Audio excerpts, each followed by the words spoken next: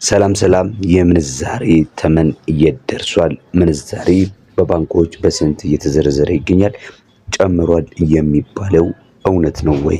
የአሜሪካ ዶላር፣ ፓውንድ ስተርሊንግ፣ ዩሮ እንዲሁም ደግሞ ሌሎች አምስት እና ከዛ በላይ የሆኑ ምንዛሬዎች በአራት ባንኮች በንግድ ባንክ፣ በአዋሽ፣ በአቢሲኒያና በብርሃን ባንክ ዛሬ ሚያዝያ 16 በስንት እየተዘረዘሩ እንደሚገኙ መረጃን ይዘንላችሁ መተናል። እስከ መጨረሻው ድረስ አብራችሁን በመቆየት እንግዲህ ተከታተሉን ዘንድ በማክበር እየጠየቅን ቪዲዮውን ስትጀምሩ ላይክ ማድረግ እንዲሁም ለቻናሉ አዲስ ከሆናችሁ ቻናላችንን ሰብስክራይብ ማድረግ አይረሳ። አሁን ቀጥታ የምንሄደው ወደ መረጃችን ነው።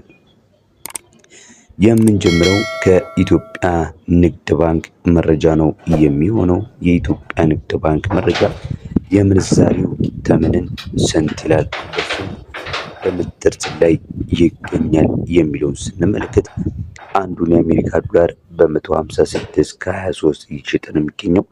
ፓውንድ ስተርሊንግን ደግሞ በ206 ከ35 በመሸጥ ላይ ይገኛል። ዩሮን በስንት እየሸጠ ይገኛል ካላችሁን አንዱን ዩሮ በ182 ከ45 በመሸጥ ሲገኝ የስዊስ ፍራንክን ደግሞ በ194 ከ88 ነው በመሸጥ ላይ የሚገኘው። የኩዌት ዲናርን ስንመለከት አንዱን የኩዌት ዲናር በኢትዮጵያ ንግድ ባንክ ምንዛሬ መረጃ መሰረት ዛሬ በ518 እየሸጠ ነው የሚገኘው።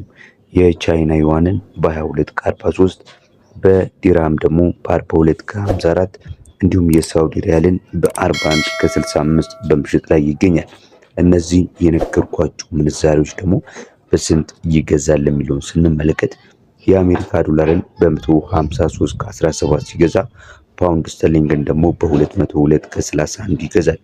ዩሮን በ178 ከ87 ይገዛል።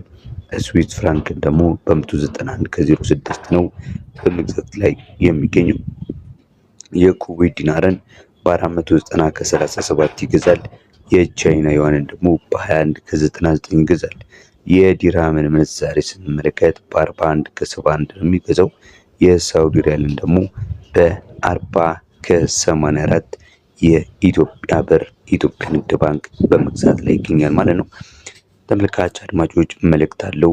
ውድ ደንበኞቻችን በተለይ በኢትዮ ዳይሬክት፣ በካሽጎ፣ በፋስትፔይ፣ በወገን ሴንድ፣ በቦቲም፣ በሲቢ ኮኔክት፣ በላኪ ረሚት እና ኢትዮፔይ የገንዘብ መላኪያ መተግበሪያዎች እንዲሁም ከባንኩ ጋር በሚሰሩ ዓለም አቀፍ የኋላ አስተላላፊዎች በኩል ገንዘብ ሲላክላችሁ ከዕለታዊ የውጭ ምንዛሪ ተመን መሸጫ ላይ የ9 ብር